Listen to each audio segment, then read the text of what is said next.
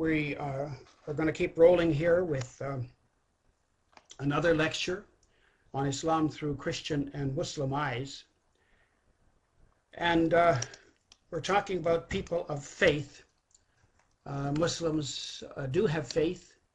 They think that they have the right faith, and that's what they're taught from very early in life, and they're very strong on it. We're going to talk today about some key principles of Islam. You notice it says select key principles. Don't make the claim that we have all of them, and also do so with somewhat caution, because we don't want to give the impression that all Muslims are the same. They are not the same, and in one sense, there is not one Islam. There are at least two Islams, the Mecca version and the Medina version, but then in another sense there are other Islams as well, because Muslims are quite different. They could be secularists, they could be traditionalists, they could be extremists, they could be mystical types, and just to mention a few of them. One, I think, principle that Muslims have, and I have seen this one quite clearly where I was in Pakistan for 23 years, is that Muslims by and large have an overwhelming sense of God.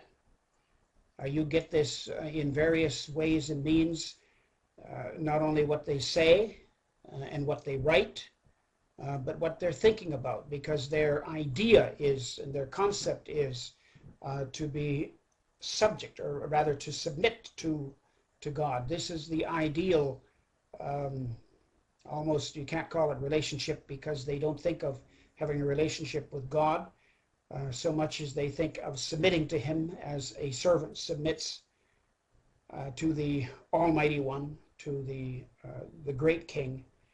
But they certainly have this. They write it on their buses, all over their buses. They write it on their trucks. They write it here. They write it there. They repeat the names of God, the 99 names of God. They finger through them through sort of a rosary. And God is on their lips. They are conscious of Him. They are thinking of Him. And they believe that by continually repeating His name, they receive merit and have victory over Satan. In other words, Satan cannot get at them. So they definitely have an overwhelming sense of God. It is easy to talk to Muslims about God. In other words, we found this out right away in our missionary work, whereas in the West, in Canada, United States, or other places in Europe, it seems difficult. That people don't want to talk about God. They have pushed God out of their thoughts in many ways. You can't talk about Him directly, and you don't want to talk about Him. That's the impression you get from people. But among Muslims, this is not true. They are very willing to talk about Him, and so this makes it easy to broach the subject, to talk about God and who He is. Somewhat philosophical, but nevertheless, they have an overwhelming sense of God, and that's one of the things I have liked about Muslims, that they are not ashamed of it. They're not ashamed to talk about God. One other principle is that Islam is a religion of revelation. Revelation, in other words, God revealed something. He didn't reveal Himself, but He revealed the Quran. And Muslims think of that as a revelation. They thank God for that. They believe that God was merciful in revealing His will through the Quran. He didn't reveal Himself, but He revealed His will.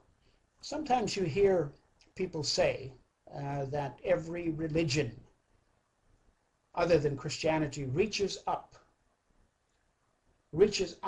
for God, but only in Christianity does God reach down. Well, it's not quite true, because It is true in the sense that all people do reach out for, in other words, they have a concept of God. They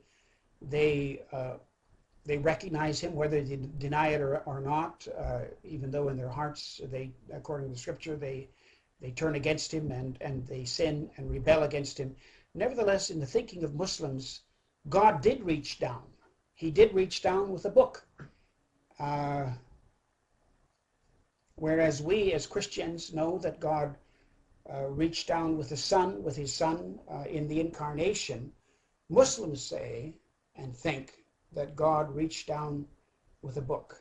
The Word became book, whereas Christians, we say that the Word became flesh. Muslims say that the Word, in other words, the Quran, eternally with God, became book. And so, in that sense, Muslims think that Islam is a religion of revelation. Islam is a religion of confession. And Muslims are, again, not ashamed to confess that there is no other God but God, and Muhammad is his apostle, is the apostle of God. Sometimes we as Christians are a little bit ashamed because we are thinking that, well, you know, people may not like me, and they may not be, I may not be popular if I confess my faith, if I confess my faith in Jesus as my Savior. But Muslims are always confessing him. We can call it a creed, just seven words in Arabic. La ilaha Muhammad Rasulullah. There is no other God but Allah, and Muhammad is his prophet. Muslims are always saying that. They're always confessing it. And in fact, that's how you become a Muslim, by confessing the creed, by giving witness to the fact that there is no other God but God, and Muhammad is the apostle. We'll get into the different ideas that Muslims have about God and compared to our own ideas, but just to keep it in mind that Islam is a religion of confession. Muslims are often confessing, and that is a witness to say that there is no other God but God. It's a religion of history. Muslims are very much aware of their history, and they think about it. They teach in their schools about it, particularly the madrasas, where the other words, Quranic schools, where they talk a lot about the traditions in the Quran. In fact, that's all they study. But in other schools as well, Islam is a religion of history. 1,500 years of history. That's a long time. A lot of it, as we've mentioned before, has been in conflict with Christianity. But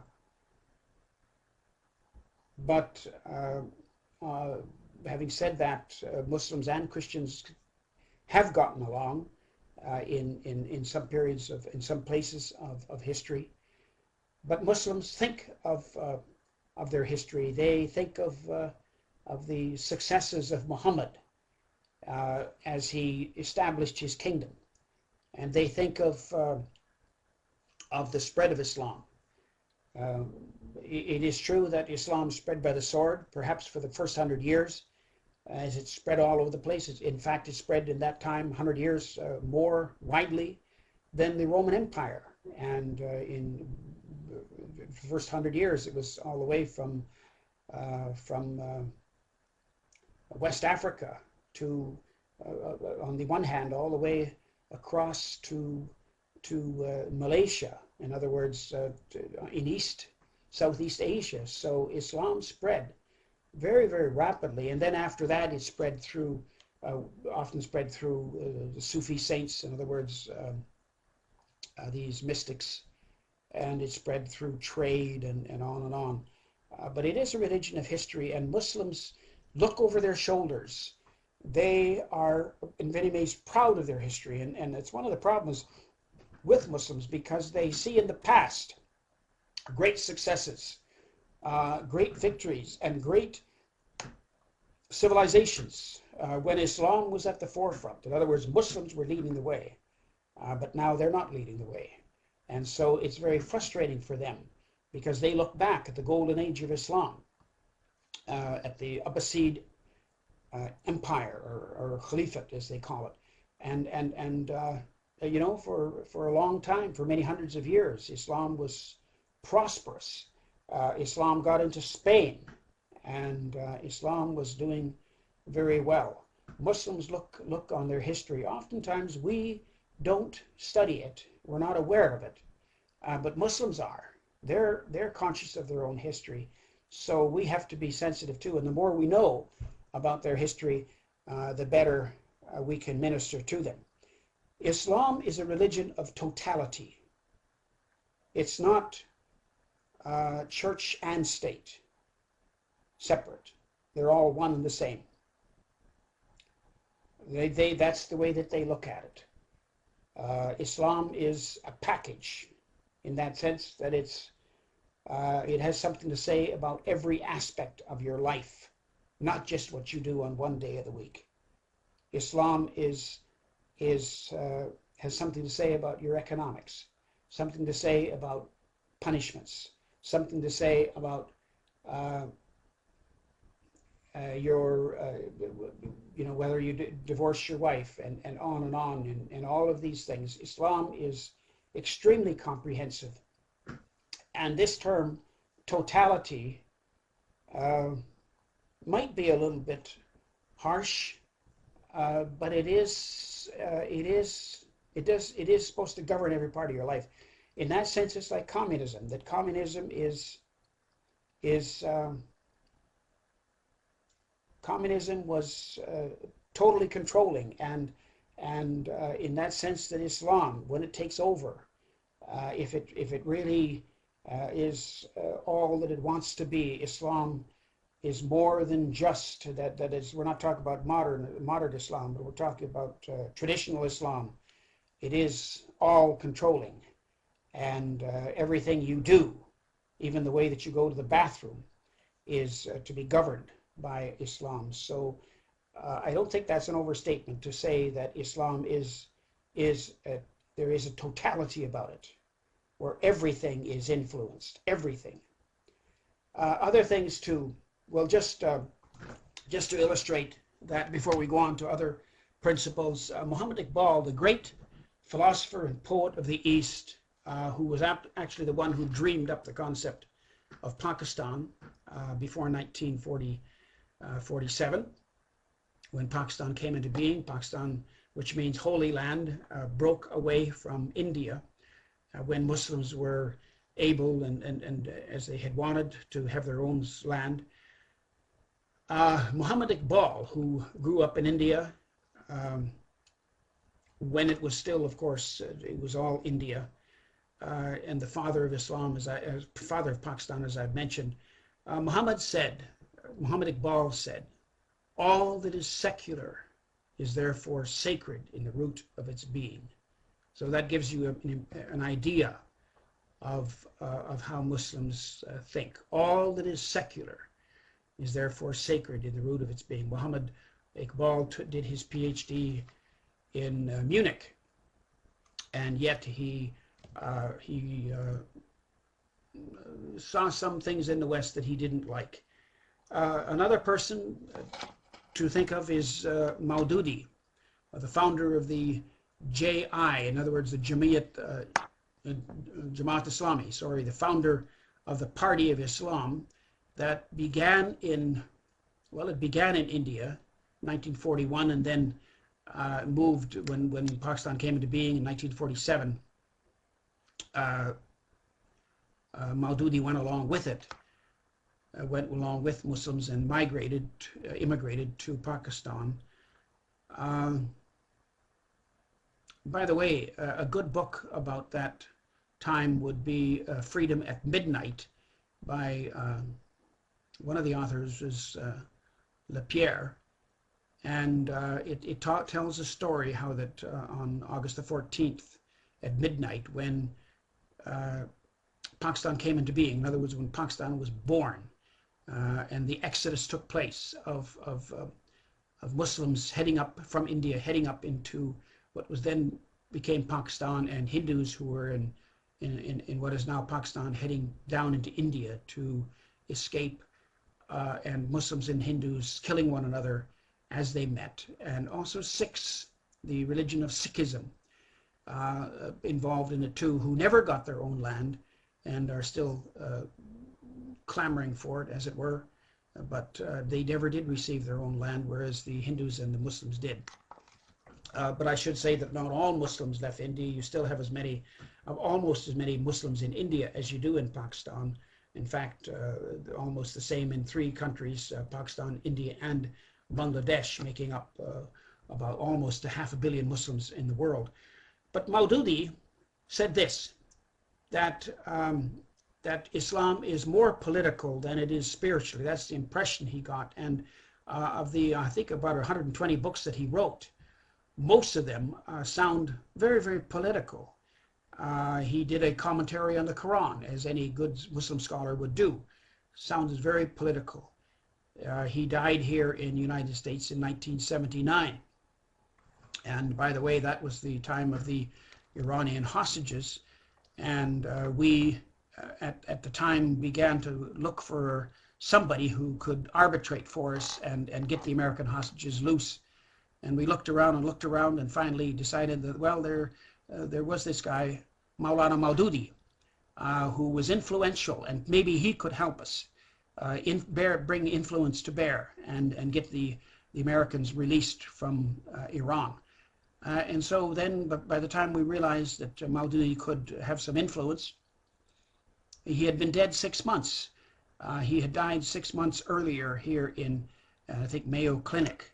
So we rather missed the boat and didn't realize some of these great Muslims. The Ayatollah, the late Ayatollah Khomeini, who was that great victor who descended on Tehran in 1979, when Iran became in the midst of the Islamic Revolution, and then he came back out of exile, and he was received as almost like a messiah when he came back, and those who met him in Tehran. Ayatollah Khomeini said, religion is politics. He said, if you take politics out of it, it ceases to be Islam. So those three statements by those Muslim leaders tells you something about the totality of Islam. Islam is also a religion of community. Religion of community. In other words, if you're Muslim, you're part of this brotherhood. Muslims say that's publicly what they say. On the inside, you find that they struggle a lot and fight with one another, and they have trouble in their families, and on and on and on. But they do talk about the ummah, the community. And if you're not a Muslim, you're inferior. They have this minority status. And Christians, non-Muslims in Pakistan, for example, feel this very keenly. And they feel like they're looked down upon. They're discriminated against. So there is this religion of community where Muslims feel that they have something in common, very much a close affinity to one another. And they tend to stick together. They tend to stick together against others who might be considered a common enemy. Islam is a religion with an overbearing imprint of Muhammad. Muhammad's stamp. Muhammad left his mark on Islam, not so much through the Quran, which he received. He didn't write it himself, but he received these revelations, presumably, allegedly by Gabriel, who spoke, and Muhammad heard the messages, the revelations, and then Muhammad spoke them, and others wrote them down. But more than that, the traditions, in other words, the traditions which came after Muhammad, about 100 and 150 years after Muhammad, the sayings of Muhammad, in other words, what Muhammad said in response to a question, or what Muhammad said on his own. This is what the traditions are, and there are thousands and thousands of them. And the Sunnis have about 6 sets, authentic sets, canonized sets of the traditions of Muhammad, where Muhammad said this, Muhammad said that, and they are uh, given down from one person to the next as a record. For instance, some things we would think not so important, but for instance, that he used a toothpick, or Muhammad put his shoes on in this way, starting with the right foot, and on and on. It's very important to know what Muhammad did, what he liked and what he didn't like, what color he liked, for instance, green. Islam is a religion of law, because it's very strict. In other words, Sharia is Islamic law, and Muslims are concerned about it. They think that unless you have Islamic law, unless you have strict, clear punishments, you can't really control society. And so it is a religion of law. There is an element of grace, but there's a lot on justice. And Muslims have it all figured out as to what you do in this case and that case, and on and on. So it is a religion of law. These may not be exact in the order that you have, that they should be, but nevertheless, that's the order that I have here. It's a religion of equality. Equality of who? Well, equality of, in most cases, of Muslim males. In other words, the woman is not necessarily of equal status. The Quran puts her lower, and but men are equal, and you see this particularly on the pilgrimage when you see Muslims praying together. You'll see prime ministers praying side by side with peasants and so on, and then at that time they're all dressed together, and you see a certain equality. But again, as I've mentioned before, those who are not Muslims are lesser status, and this is true. To live there as a non-Muslim, you can sense it and feel it. It's a religion of mission. One of the reasons that Muslims and Christians have had trouble getting along is that both of them are missionary religions. And in the Quran, you can find a great commission. In other words, where they're told, Muslims are told to make disciples of the nations. In other words, they have that just like we do. I can a couple of references here. Quran 2 and 143, and another one is 16:125, where Muslims are told to make disciples of others, and they do. Many Muslims around the world. There is an organization called the Tablighi Jamaat, the party or the group of evangelists. In other words, who preach the gospel, preach Islam, and spread Islam. This is an organization, and a lot of Muslims go out under that. They go to West Africa, they go here, they go there, and oftentimes they think of themselves as missionaries. Even Muslims in this country who may have come from some other part of the world, they think of themselves as representatives of Islam.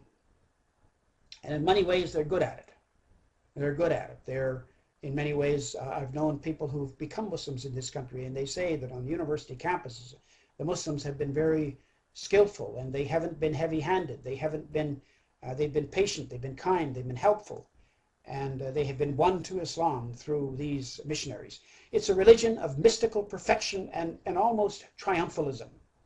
And here we have some Quranic verses that we could mention, like the best of molds, or something like that.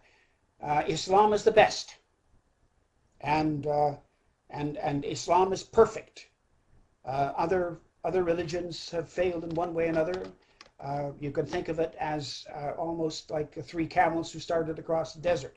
The first one was Judaism, and that camel went partway. Then came the Christian, who went a little bit further and then stopped. But finally, Islam came, and the camel crossed the desert. In other words, all the way across. This comes through in Islam. Muslims are proud of this. I used to say that in one way, to preach the gospel to a Muslim is to tell the proudest man in the world to accept the thing he hates at the hand of one he despises. In other words, Muslims are proud of the fact that they're Muslim. They don't always like Christians. In other words, they're not totally in favor of them, or they have many things against them. And they have things against the cross. So it is a religion of mystical perfection and, in the sense, triumphalism. I'm not saying that Christians don't think this way too, sort of give the idea of triumphalism, but certainly this is true of Muslims. And there might be other principles. You could maybe think of other principles of Islam. But we have to be careful of not going too far, as I've mentioned before, and of fitting all Muslims into these categories, or thinking that we have Muslims figured out, or that Islam is one. This is not true.